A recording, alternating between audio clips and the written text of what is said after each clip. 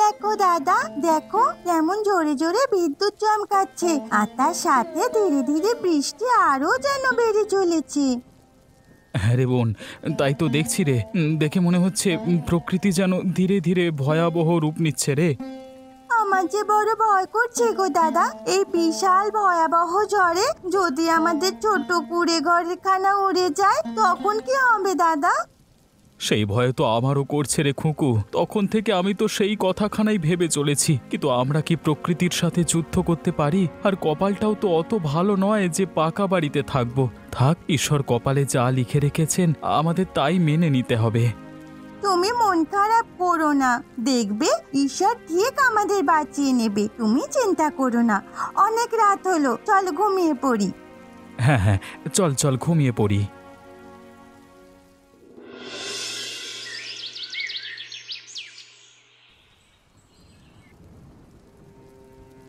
বাইরে বৃষ্টি বেড়েই চলেছে, আর এইদিকে দেখো লোকটাকে, ওই ছাইপাশ গিলে কেমন পড়ে পড়ে মরা মানুষের মতো ঘুমোচ্ছে। বলি আজ কি হোটেলটা খুলবে নাকি?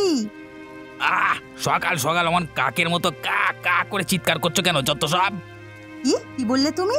আমি আমি কাকের মতো চিৎকার করছি? দাঁড়াও, আজ তোমার ঘুম আমি বার করছি। আমাকে কাক বলা জীবনের প্রথম সাফল্য সে জানে, এ কেবল শুরু। বৃষ্টির গতি বাড়ছে, খালের পাশে একটা পুরনো আম গাছের নিচে সে দাঁড়ালো।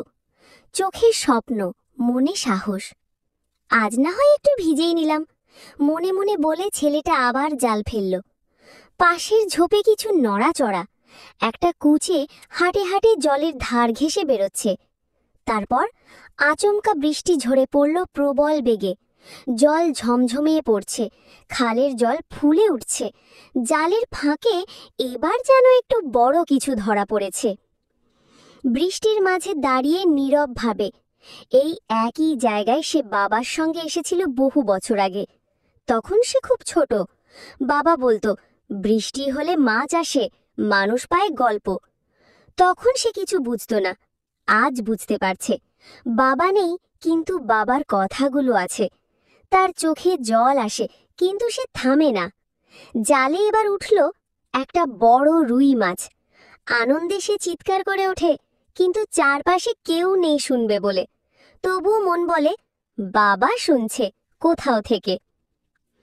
বৃষ্টি আস্তে আস্তে থেমে গেছে, সূর্য ডুবে যাচ্ছে পশ্চিম আকাশে। নীরব হাতে একটি প্লাস্টিকের বালতি, তার মধ্যে নড়ে চড়ে বড় মাছগুলো। পথে ফিরে আসছে সে, কাদায় ভরা পথ, কিন্তু তার মুখে হাসি।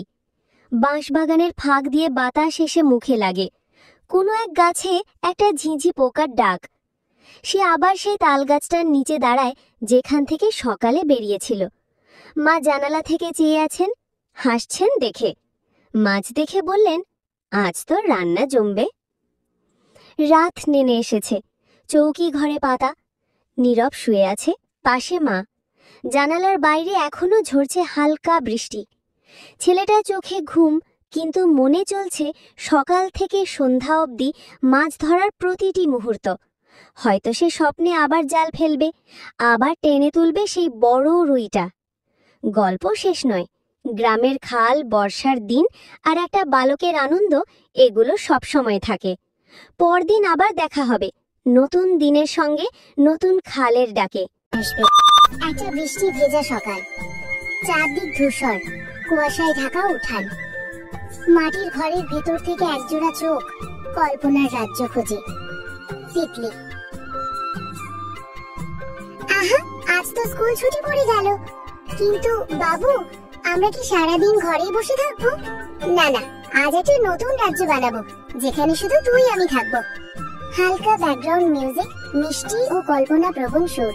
কখনো কখনো বৃষ্টি শুধু জল আনে না, নিয়ে আসে এক টুকরো কল্পনাও। এই উঠানটা হবে আমার রাজপ্রাসাদ, এই কাদামাটি রাজ্যের চকলেট নদী। আজ আমি রাজকুমারী তিতলি, আর বাবু তুই আমার সেনাপতি। আচমকা আকাশ কালো, বাতাস বাড়ে, ছাতা উড়ে যায় দূরে। সব কল্পনা যেন আচমকা থেমে যায়, ঝড়ে হারিয়ে যায় পুতুল বাবু। না, বাবু কোথায়? আমি তোকে ফেলবো না, তুই আমার সবচেয়ে আপন। তিতলি কাদার মধ্যে পুতুলটা খুঁজে পায়, কোলে তুলে নেয়। সে ভিজে গেছে। তুই তো শুধু পুতুল না, তুই আমার স্বপ্ন। তিতলি ঘরে এসে বাবুকে শুকনো কাপড়ে মুছে আগুনের পাশে বসে। ভেজা কাদা শরীরটা আগুনের পাশে শুকোতে শুকোতে একটা ছোট্ট মেয়ের চোখে দেখা দেয় বড় কিছু। তুই তো শুধু কল্পনার বন্ধু না, তুই আমার সাহস। তিতলি কাঁথার নিচে বাবুকে রেখে তার পাশে বসে আঁকছে নতুন রাজ্যের ম্যাপ। তিতলির চোখ বন্ধ। দর্শক ঢুকে যায় তিতলির কল্পনার জগতে। দেখানো হয় বিশাল চকলেট নদী, রামধনু দিয়ে তৈরি ব্রিজ, ফুলের পাহাড়। সেখানে তিতলি রাজকুমারী, বাবু তার সেনাপতি। রানী তিতলি, আজ রাজ্যে খুশির উৎসব। রাজ্যের মানুষগুলো সব পাতা, কাগজ আর পুতুলের তৈরি, আনন্দে নাচে। কল্পনার রাজ্যে দুঃখ থাকে না। সেখানে যাদের আমরা ভালোবাসি তারা কখনো দূরে যায় না। বাইরে বৃষ্টি থেমে গেছে। তিতলি ঘরের কোণে বাবুকে কোলে নিয়ে শুয়ে, শান্ত সুর, ঘুম পাড়ানোর মতো মিউজিক। তুই থাকলে আমি একা না, তোর সাথে সব পারে আমার মন। একটা বৃষ্টির দিনে এক ছোট্ট মেয়ে শিখে যায় সবচেয়ে বড় বন্ধুদের আমরা চোখে দেখি না, অনুভবে রাখি। সকাল। একটি পুরনো গ্রামের রাস্তা দিয়ে রফিক তার নানার সাথে হেঁটে যাচ্ছে। রফিক দেখতে পাচ্ছে গ্রামের বাড়ির ছাদ থেকে পানির প্রবাহ নেমে আসছে। আকাশে মেঘ জমে আর রফিকের মুখে এক ধরনের হতাশা। রফিক, নানা, আবার কি বৃষ্টি শুরু হলো? এবার তো আর জমি ভিজে যাবে, সারা ধান নষ্ট হবে। নানা হেসে, ধৈর্য রাখো পুতু, সবকিছু নিজে থেকে ঠিক হয়ে যাবে না। গাছের মতো তোমাকেও শক্ত হতে হবে। রফিক চিন্তিত ভাবে সামনে এগিয়ে যায়। সে জানে তাদের দরিদ্র পরিবার বৃষ্টির কারণে কিভাবে ক্ষতির সম্মুখীন হয়। ক্যামেরা রফিকের চেহারা থেকে তার হাত পর্যন্ত ফোকাস করে।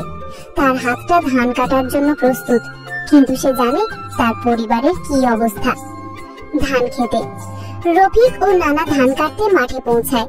প্রচুর পানি জমে গেছে। রফিকের পা কাদা। গ্রামটা যেন ঘুমিয়ে আছে। টিনের চালে টুকটাক শব্দ, তাল গাছের পাতায় জমে থাকা জলের ফোঁটা এক একটা সময়কে আলতো করে ফেলে দিচ্ছে মাটিতে। দূরে ঝিঝি পোকার ডাক আর মাঝে মধ্যে কাকের আওয়াজ। প্রকৃতি কথা বলছে আজ। একটা ছোট্ট কুড়ে ঘরে রাহুল বসে আছে, চোখ তার জানালার ফাঁক দিয়ে বহু দূর তাকিয়ে। মেঘের নিচে বসে থাকা এই শিশুর মনে চলেছে নিঃশব্দ চিন্তার ঢেউ, যেন বৃষ্টি তাকে কিছু বলতে চাইছে। রাহুলের ছোট্ট খাতা খুলে রেখেছে সে। তাতে আঁকা নদী, গাছ, আকাশ আর একটা মুখ, যেটা খুব ধীরে ধীরে স্পষ্ট হচ্ছে। সে জানে না কেন, কিন্তু প্রতিদিনই মিনার ছবি আঁকতে ইচ্ছে করে। আজ স্কুল নেই, মা বাবা খেতে গেছে। সারা গ্রাম যেন একা হয়ে গেছে তার মতো। বাইরে শুধু জল, জল আর জল। এই জলে কোনো কষ্ট নেই, আবার কোনো আশ্বাসও নেই। ঠিক তখনই দরজায় ধ্বনি, হালকা লাজুক এক টোকা। রাহুল চমকে ওঠে। এতক্ষণ ধরে যে নীরবতা জমে উঠেছিল এক মুহূর্তেই ভেঙে গেল। দরজার সামনে দাঁড়িয়ে মিনা। তার গায়ে একটা পুরনো ছাতা, কিন্তু তাও ভিজে গেছে। চোখে চঞ্চলতা, পায়ে কাদা। সে কিছু বলে না, শুধু হাসে। রাহুলও কিছু বলে না, শুধু পেছনে যায়, খাতাটা বন্ধ করে এবং তারা দুজন একসাথে বেরিয়ে পড়ে। কোথাও কিচ্ছু না বলে, শুধু হাঁটা বৃষ্টির সঙ্গে সঙ্গে। পথটা কাদায় ভর্তি। পুকুরের পাশ দিয়ে হেঁটে চলেছে তারা। মাটির গন্ধ, পুকুরের ধীর ঢেউ, গাছে জমে থাকা জলের টুপটাপ শব্দ, যেন সবার মাঝেই লুকিয়ে আছে এক গোপন ভালোবাসা। বটগাছের নিচে এসে তারা থামে। এখানেই ছেলেবেলার প্রতিটি মুহূর্ত লুকানো থাকে। আজকে সেই গাছের পাতা থেকেও যেন তারা কথা বলছে। রাহুল তার খাতা খুলে মিনাকে দেখায়। আঁকা ছবিটা দেখে মিনা অবাক হয় না, হাসে শুধু।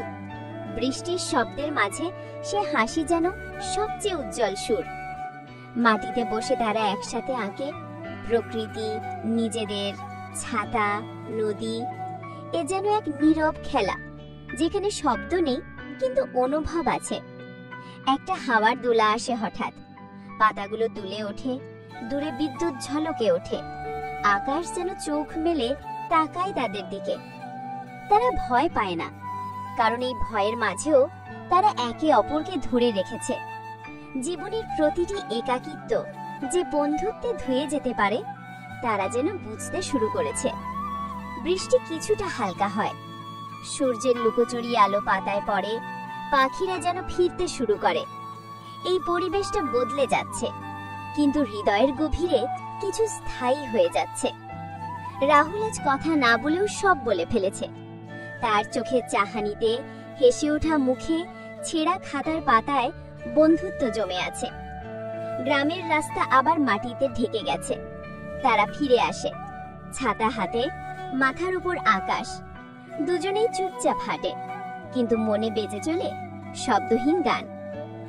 প্রকৃতি আজ শান্ত, ঝড় কেটে গেছে। শুধু বাকি আছে কিছু জলতরঙ্গ, ভেজা পাতা আর নতুন করে গড়ে ওঠা বন্ধুত্ব। ঘরে ফিরে রাহুল আবার খাতা খোলে। এবার আর ছবি আঁকে না, খাতার এক কোণে ছোট করে লেখে, আজ আমার বন্ধুর জন্ম নিল। বৃষ্টি তাকে নিয়ে এলো। শেষে ধীরে ধীরে ফেড আউট হয় বৃষ্টির শব্দ, খোলা জানালা, এক শিশুর হাসি আর খাতার পাতায় ছোট লেখা। বন্ধুত্ব কখনো শব্দে গাঁথা যায় না, শুধু অনুভবে। একটা দিন যেমনটা হঠাৎ করেই আসে। সকালের আকাশটা ছিল কিছুটা গোমড়া মুখ করা। তালের পাতার ফাঁক গলে বাতাসে গন্ধ ভেসে আসতো, মাটির, ফসলের আর একটা প্রতীক্ষার। রফিক তাকিয়েছিল মাঠের দিকে, তার চোখে কৌতূহল। মেঘের নিচে কি আছে জানি না, কিন্তু তার মধ্যে কিছু একটা নিশ্চয়ই আছে। আর নয়ন, সে উঠোনে বসে বই পড়ছিল, কিন্তু চোখ চলে যাচ্ছিল সেই মেঘ মাখা আকাশের দিকে। বৃষ্টি ঠিক যেমনটা হয়, ধীরে, চুপচাপ, কোনো ঘোষণা ছাড়াই নেমে এলো। রফিক দৌড়ে তাল গাছের নিচে গেল, পেছন পেছন নয়ন। তারা দাঁড়ালো কাদা মাখা রাস্তায়, হাসিতে মুখ ভরা। ভিজছে ঠিকই, কিন্তু কেউ রাগ করছে না। কিছু মুহূর্ত এমন হয় যেখানে শুধু উপস্থিত থাকাই যথেষ্ট, কোনো কথার দরকার হয় না। এটা ছিল তাদের প্রিয় খেলা, ছোট কাগজে ভাঁজ করা স্বপ্ন। যে নৌকা সবচেয়ে দূর যাবে সেই জিতবে। বৃষ্টির ডোবায় দুই বন্ধু নৌকা ভাসায়, হাসে, ঠাট্টা করে, কিন্তু চোখে কোথাও একটা নস্টালজিয়া খেলে যায়। রফিক মনে করিয়ে দেয়, এক সময় এই জায়গায় তারা 6 জন ছিল, এখন আছে শুধু তারা 2 জন। সময় একে একে সবার পা ভাসিয়ে নিয়ে যায়। তারা চলে এলো একটা পুরনো কুঁড়ে ঘরে। ঘরের কোণায় জমে থাকা স্মৃতি, দেয়ালে আঁকা চিহ্ন। আগে হয়তো এখানেই পাড়া জমতো, গল্প চলতো রাতভর। রফিক কাঠ কুড়িয়ে আগুন জ্বালায়, তাদের মধ্যে কথা হয়। একটা খবর যা নয়নের মুখ চুপ করিয়ে দেয়। নয়নের পরিবার চলে যাবে এবার শহরে। শুনে রফিক চুপ হয়ে যায়, শুধু তাল পাতা নেড়ে বাতাসের শব্দ শোনা যায়। পুকুর ঘাটে পা ডুবিয়ে বসে তারা। বৃষ্টি তখন মন্দ্র স্বরে গাইছিল তার এক টানা গান। এখানেই কত বিকেল কেটেছে, একসাথে মাছ ধরা, হাবুডুবু খেলা আর চুপচাপ থাকা। এই ঘাটই হয়তো তাদের ভেতরের গল্পের শ্রোতা। তারা প্রতিজ্ঞা করে নয়ন যাবে ঠিকই, কিন্তু বর্ষা এলে সে ফিরে আসবে। রফিক থাকবে তাল গাছের নিচে, যেমনটা আজও আছে। তারা ফিরে যাচ্ছে, পেছনে বৃষ্টির ছাপ, সামনে বিষাদের হাওয়া। তাল পাতা ছিঁড়ে ছাতা বানায়, হাঁটে পাশাপাশি। কথা কম, অনুভব বেশি। এক একটা দিন যেন এক একটা চিঠি, যা হারিয়ে গেলেও স্মৃতি হয়ে থাকে মনের ভেতরে। এদিনও তেমনই থাকবে চিরকাল। পরদিন সকাল, রফিক পায় খামের একটা চিঠি, নয়নের হাতের লেখা। লেখা আছে, তাল গাছের নিচে তুই দাঁড়িয়ে থাকিস, আমি ঠিক আসব। রফিকের মুখে কোনো শব্দ নেই। সে জানে বর্ষা আসবে, আবার তারা হাঁটবে একসাথে। কারণ বন্ধুত্ব এটাই তো একমাত্র ঋতু যা ফুরায় না। জীবনের সবচেয়ে শান্ত দুপুরগুলো বৃষ্টির দিনেই আসে, আর গ্রামের সবচেয়ে নিঃসঙ্গ কোণাটাও তখন কেমন যেন জেগে ওঠে। গ্রামের এক পুরনো মোড়ে দাঁড়িয়ে আছে লাল রঙের একটি পোস্ট বক্স। মরিচা পড়েছে, চিঠি পড়ে না আর, কারো হাত ছোঁয় না তাকে এখন। আর তার পাশে ছাতা ছাড়াই দাঁড়িয়ে আছে অনেকের মা শহরে কাজ করে। চিঠি আসতো আগে প্রতি মাসে, এখন আর আসে না, কিন্তু অনেক আজও আসে এই পোস্ট বক্সের কাছে, যেন বৃষ্টির সাথে সেই চিঠির গন্ধ খুঁজে ফেরে। তার হাতে ধরা একটা পুরনো খাম, মায়ের লেখা চিঠি, ভেজা কাগজ, তবু এখনো বাঁচিয়ে রেখেছে স্মৃতি। বৃষ্টির শব্দ পোস্ট বক্সের টিনে পড়ে, যেন মৃদু সুর বাজে। অনেক ধীরে ধীরে পড়ে চিঠিটা। বাবু, ভাত খাস তো ঠিক মতো? চুপচাপ থাকিস না প্লিজ। তার ঠোঁট কেঁপে ওঠে, চোখের জল আর বৃষ্টির ফোঁটা একসাথে মিশে যায় মুখে। এক বৃদ্ধ আসে লাঠিতে ভর দিয়ে, তিনিও একসময় পোস্টম্যান ছিলেন। অনেকের পাশে দাঁড়িয়ে বলেন, এই পোস্ট বক্সটা খুব কথা বলতে পারতো এক সময়। অনেক তাকায়, বৃদ্ধ মুচকি হাসেন, তুই লিখিস, আমি পড়ে দিই। অনেক একটা নতুন চিঠি লেখে মায়ের নামে, কিন্তু এইবার মায়ের ঠিকানায় নয়, পোস্ট বক্সের ভিতরে ফেলে দেয়। তুই জানিস তো আমার কথা, তোকে বললেই চলে। চিঠির শেষ লাইনে লেখা। বৃষ্টি পড়ছেই, পোস্ট বক্সটা যেন একটু ঝুঁকে পড়ে, তার গায়ে বৃষ্টির ফোঁটা টুপটাপ শব্দ করছে। চারপাশে কাক ডাকছে, গাছের পাতা নাচছে, একটা অনাহুত সঙ্গীতের মতো মনে হয়। বৃদ্ধ চলে যান। অনেক বসে থাকে পোস্ট বক্সের পায়ে, তার হাতের মুঠোয় আরেকটা খাম, তাতে কিচ্ছু নেই, শুধু লেখা, ভবিষ্যতের জন্য রেখে দিলাম। সন্ধে ঘনিয়ে আসে, বৃষ্টি থেমে গেছে। অনেক হাঁটতে হাঁটতে দূরে চলে যায়। পেছনে পড়ে থাকে পোস্ট বক্সটা, আকাশের দিকে তাকিয়ে যেন চিঠিগুলোর কথা মনে রাখে, যেন অপেক্ষা করে আর একটা ভেজা দিনে কেউ আবার